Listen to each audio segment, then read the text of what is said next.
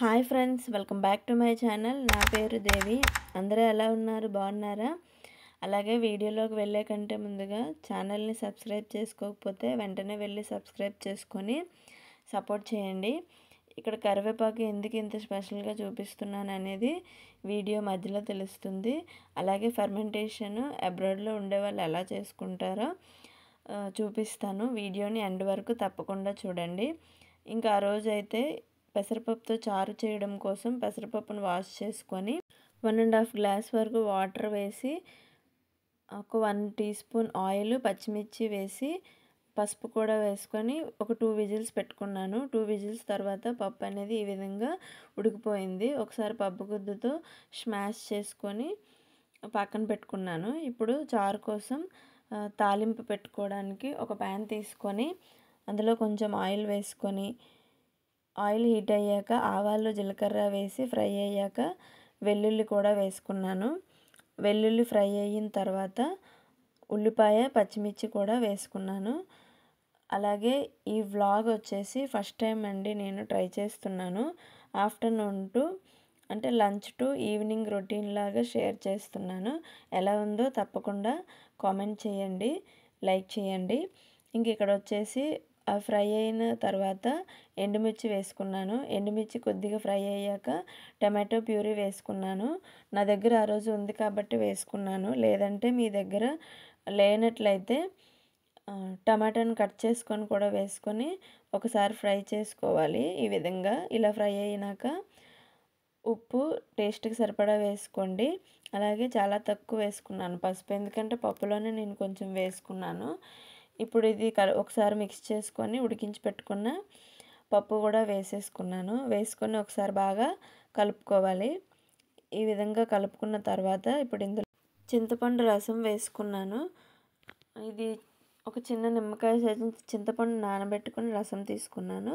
వేసిన తర్వాత పులుపుకు తగ్గ వాటర్ అనేది యాడ్ చేసుకొని ఇందులో కొద్దిగా కారం మీ స్పైస్ లెవెల్ బట్టి యాడ్ చేసుకోండి.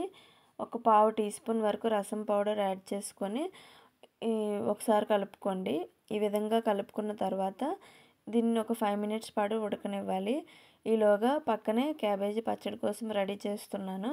ఇది షార్ట్ వీడియో పోస్ట్ చేశాను, ఎవరైనా కావాలంటే వెళ్ళి చూడండి.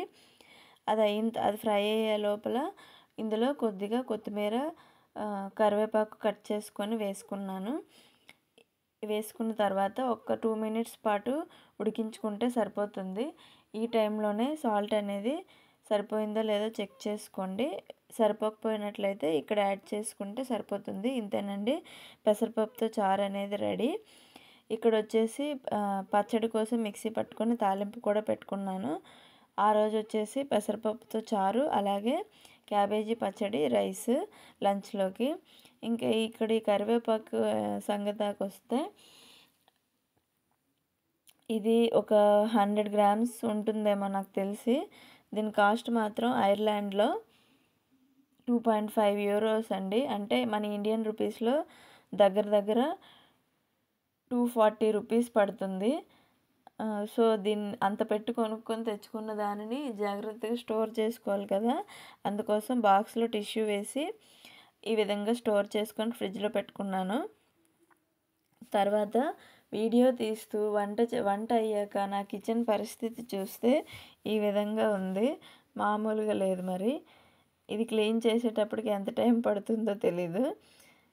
ఇక్కడ చూసారు కదా, వీడియో అయిన తర్వాత క్లీనింగ్ అయిన తర్వాత నా కిచెన్ అయితే ఈ విధంగా నీట్గా రెడీ అయ్యింది. కాకపోతే నాకు ఒక 1 అవర్ పట్టింది.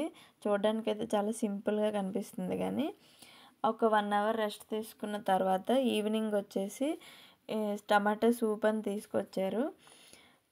దీని ప్రిపరేషన్ మెథడ్ బ్యాక్ సైడ్ ఉంది, చూపిస్తున్నాను అదే ఇక్కడ. ఇది రెడీ చేయడం కోసం వాటర్ని బాయిల్ చేసుకున్నాను. బాయిల్ అయిన తర్వాత ఇందులో ఒక పెద్ద స్పూన్తో ఒక స్పూన్ పౌడర్ వేసుకొని ఉండలు లేకుండా బాగా మిక్స్ చేసుకున్నాను. ఈ విధంగా మిక్స్ చేసుకొని ఉడికించుకోవాలి. ఇంతే, ఆల్మోస్ట్ రెడీ అయిపోయింది సూపు. ఇంకా టేస్ట్ విషయానికి వస్తే నాకైతే నచ్చలేదు, ఇంకోసారి ట్రై చేయను కూడా నేనైతే. దీనికన్నా మన ఇంట్లో చేసుకుంటే బెటర్ అనిపించింది. ఆ తర్వాత ఇక్కడ నైట్ వచ్చేసి దోసకి, ఇడ్లీకి బ్యాటర్స్ అనేది రెడీ చేసుకున్నాను నెక్స్ట్ డే మార్నింగ్ టిఫిన్ కోసం. దాని ఫర్మెంటేషన్ ఎలా ఉంటుందో చూపిస్తున్నాను. ఐర్లాండ్లో టెంపరేచర్ అనేది కొంచెం తక్కువ ఉంటుంది కదా, ఫర్మెంటేషన్ అనేది సరిగ్గా అవ్వదు. సో నేను ఏం చేస్తానంటే ఓవెన్లోని లైట్ ఆన్ చేసుకోవచ్చు. మనం ఓవర్ నైట్ లైట్ ఆన్ చేసుకొని పెట్టుకుంటే పిండి అనేది చక్కగా ఫర్మెంటేషన్ అవుతుంది.